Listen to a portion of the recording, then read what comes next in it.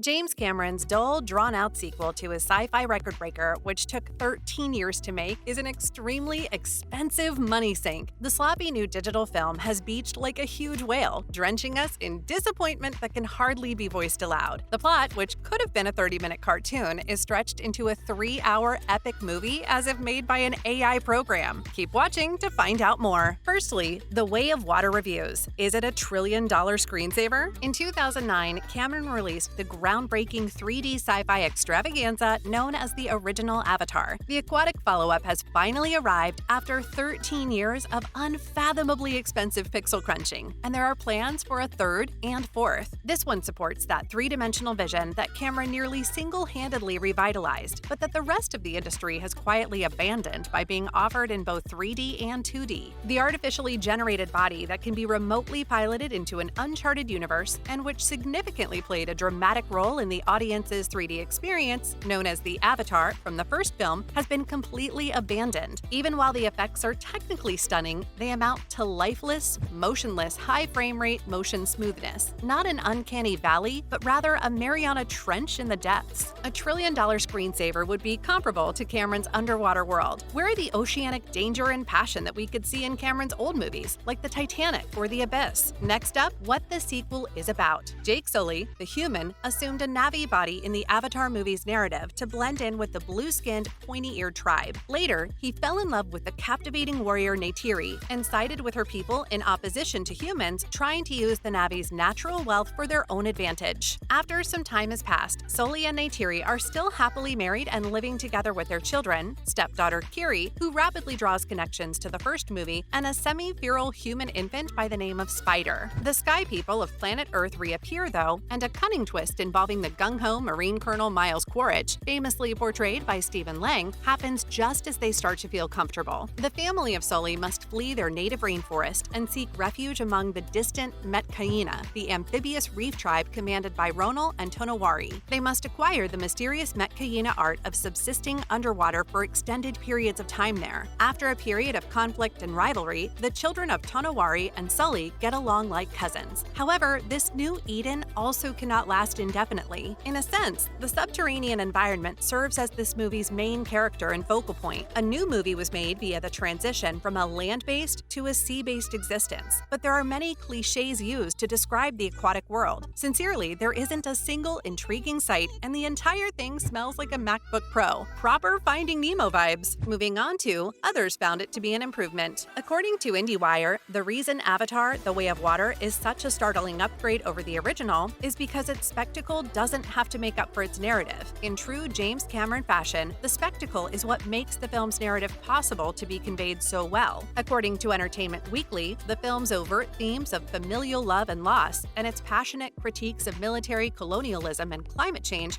are like a heavy hand clutching your collar. Every scene of the movie is more stunning and enchanted than the one before, according to Screen Rant, who also couldn't say enough wonderful things about the aesthetics. The environment above and below the waterline is something to behold, a sensory assault of music and color so profoundly tactile that it feels hallucinogenic, almost spiritually sublime. They claimed that in order for its most potent components, including its impossible scale and skillful spectacle, as well as its more comprehensive spectrum of emotions and thematic romanticism, to be fully absorbed, it requires the widest screen you can locate. In Avatar: The Way of Water, the filmmaker James Cameron drags you down so deep and sets you so softly adrift that at times you don't feel like you're watching a movie so much as floating in one, remarked a reviewer Justin Chang. In other news, Avatar: The Way of Water's Rotten Tomatoes review revealed. Following the publication of the initial reviews, the Rotten Tomatoes rating for Avatar: The Way of Water was made public. Digital Spy is one of the media outlets that has seen the movie, and while we thought it was a visual marvel, we were disappointed by the character's lack of depth. DS Movies editor Ian Sandwell writes, "As amazing as the graphics are, your tolerance of the meandering second act will depend on how much you adore being in that universe." As Cameron focuses on an emotional response, as in a difficult-to-watch hunting sequence that doubles down on the environmental concerns of the first movie, the plot is weak.